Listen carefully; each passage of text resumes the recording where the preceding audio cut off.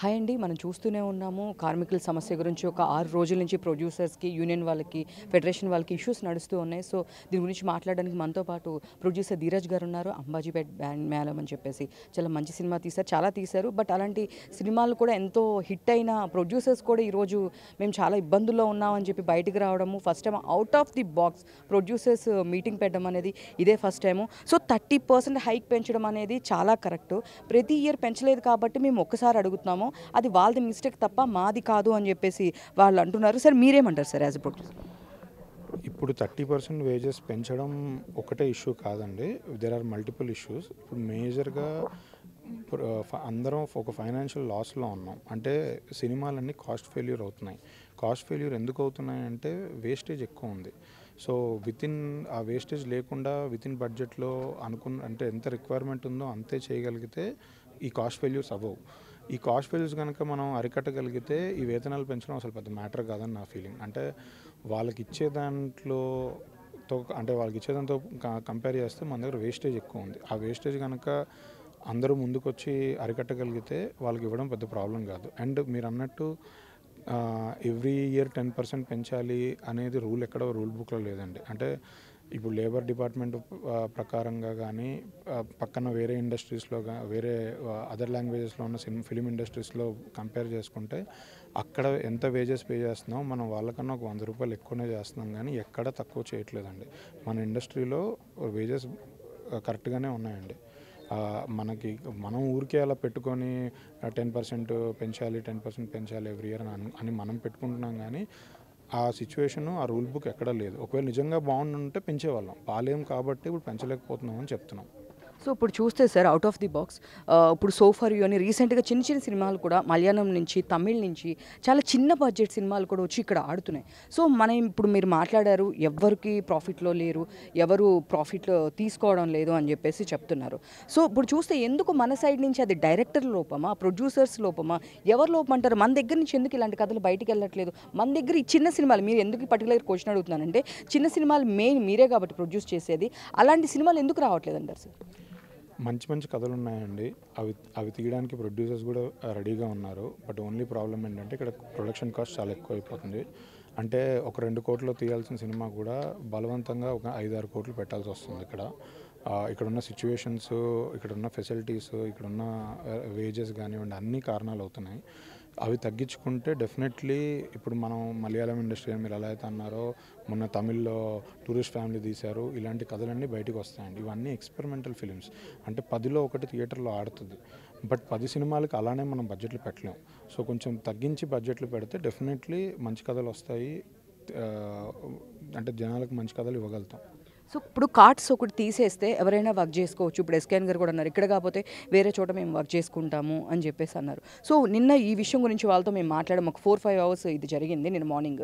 So, మేము వాళ్ళతో మాట్లాడినప్పుడు నాన్ కార్డ్ వాళ్ళని తీసుకొస్తే అక్కడ ఎవరైనా హీరోకి ఏమైనా హార్మ్ చేస్తారు, లేదు మేము ఇలాగ ఒక నాన్ కార్డ్ వాళ్ళని ఒకళ్ళు తీసుకొని వెళ్తే బయటికి వెళ్ళి మేము ప్రింటెడ్ ఏదో ఒక పోస్టర్లు తెమ్మంటే ఒక 10,000 పట్టుకొని వాడు వెళ్ళిపోయాడు. అక్కడికక్కడ మేము ప్రాబ్లం క్లియర్ చేసుకున్నాము. సో, ఇలాగా ఒక పద్ధతి అనేది లేకోకుండా ఏ కార్డ్ లేని వాళ్ళని తీసుకొస్తే పొద్దున ప్రాబ్లమ్స్ వచ్చినప్పుడు ఎవరు రెస్పాన్సిబుల్? ప్రొడ్యూసర్ రెస్పాన్సిబుల్ అయితే వాళ్ళు పెట్టుకోవచ్చు అని మాట్లాడుతున్నారు. మీరేమంటారు? 100% మేము రెస్పాన్సిబుల్ తీసుకుంటామండి అలాంటి సిచ్యువేషన్ ఉంటే. ఎందుకంటే ఇప్పుడు కార్డులు ఉన్న వాళ్ళు కూడా డబ్బులు మధ్యలో తీసుకొని పర్చేస్ చేయకుండా వెళ్ళిపోయిన వాళ్ళు చాలామంది ఉన్నారు. అండ్ మెయిన్ ఏంటంటే అసలు కార్డు నాన్ కార్డుకి డిఫరెన్స్ ఏంటంటే వాడు ఒక 5-6 లక్షలు పెట్టి కార్డు తీసుకుంటే 5-6 లక్షలు పెట్టి కార్డు తీసుకోకపోతే కార్డు తీసుకోలేదు. అంతేగాని ఇప్పుడు కార్డు తీసుకున్నోడేమో దొంగతనమో తప్పో చేయడు, తీసుకొని వాళ్ళు మాత్రం చేస్తారనడం కరెక్ట్ కాదు. ఇట్స్ ఓన్లీ దట్ వాళ్ళు ఎఫర్ట్ చేసి కార్డు తీసుకోగలుగుతారు, వీళ్ళు ఎఫర్ట్ చేసి కార్డు తీసుకోలేరు. బట్ అసలు అది మనం అలా కరెక్ట్గా చెప్పలేము అనేది నా పాయింట్.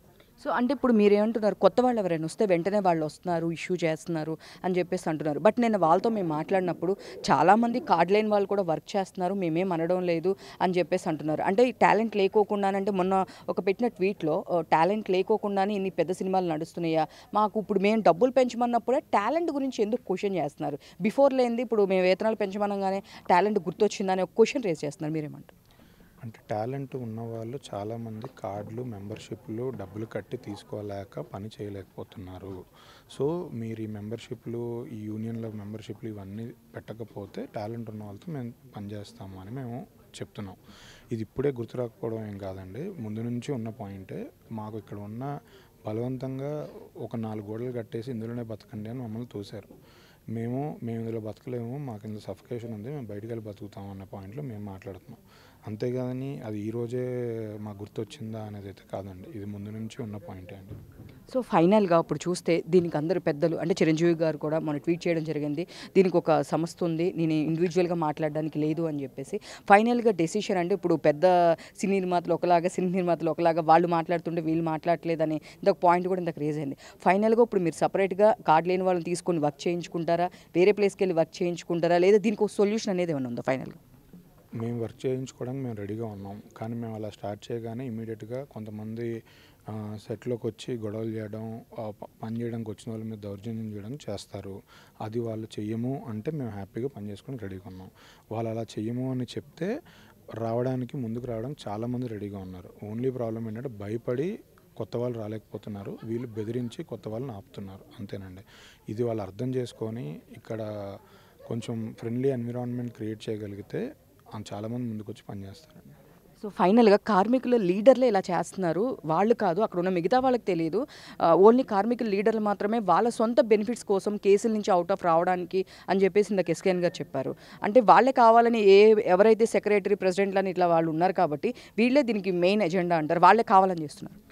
అంటే డైలీ వేజెస్కి పనిచేసే వాళ్ళు ఎవరైతే ఉన్నారో వాళ్ళకి వాళ్ళ ప్రాబ్లమ్స్ తెలుసు, వాళ్ళే నాయకులుగా ఉంటే వాళ్ళు బెటర్గా అర్థం చేసుకోగలుగుతారు. బట్ ఎప్పుడో పనిచేయడం మానేసి ఓన్లీ జస్ట్ అసోసియేషన్ల మీద బతికే కొంతమంది ఉన్నారు.